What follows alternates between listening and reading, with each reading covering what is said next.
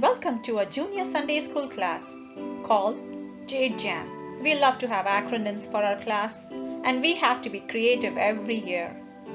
We are hoping to give you a sneak peek into our class as well as the spiritual lives of our children. For the last 2 to 3 years, apart from the standard syllabus, we have been working on individual spiritual growth of our children. We have been doing this every year by asking them to identify some of the spiritual goals for their life. Some very interesting ones that they came up with: spend more time in prayer, improve prayer life, improve self-control, journal Bible verses, be gentler and patient towards siblings, experience more joy and peace, study devotionals with friends. Then together picked a few that we all would work on as a class. We turned those spiritual goals into weekly spiritual commitments, and as part of those commitments, we did an 8-week study on prayer, a 12-week study on fruit of the Spirit, and we all also agreed to take notes during the message and discuss it during the class.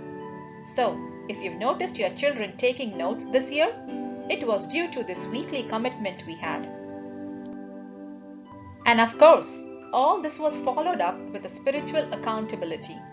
We have a weekly Jade Jam scoreboard where we grade them each week, and there are collective rewards and consequences depending on the performances every week. Let us take a sneak peek into the spiritual lives of the junior Sunday school class.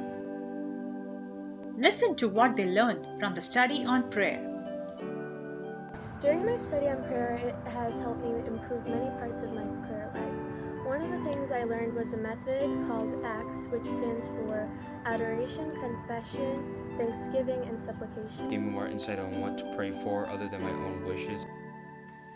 Prayer was a deep and interesting topic to learn about. It was a good idea to read a devotional on prayer as a commitment. The 6 P's was something important that we learned in our devotional: purpose, principles, power, persistence, privilege, and practice of prayer.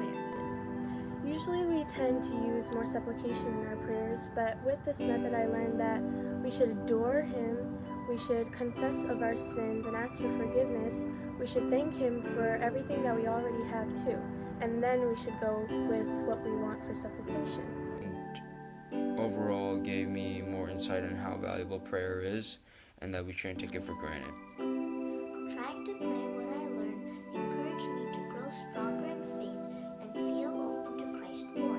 Listen to what they learned from the study on fruit of the Spirit.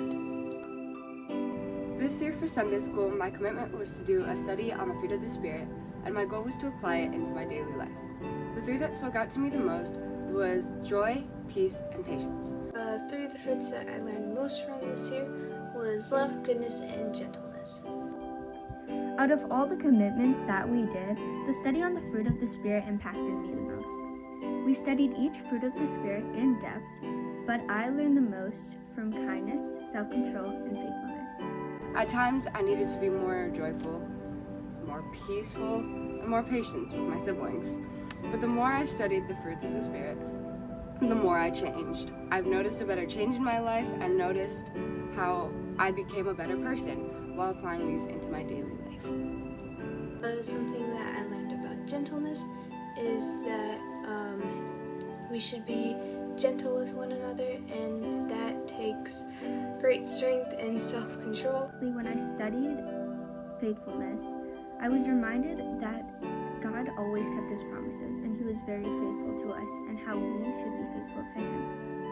Overall, this study was my favorite because not only did I learn about the fruit of the spirits, but I learned how to apply what I was learning to my own life. Here are some of our sermon notes that we took during the Sunday message.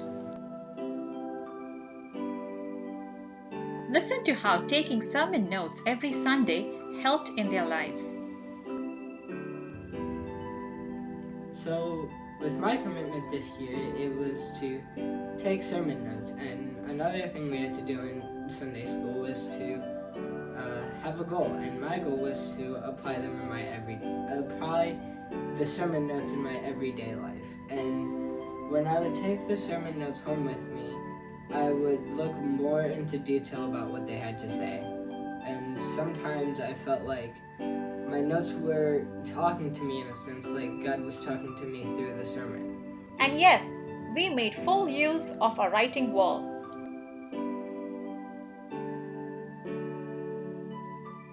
But that also meant that we needed a big team to clean it as well. And again, me and Joyson are very grateful for the opportunity to teach our kids.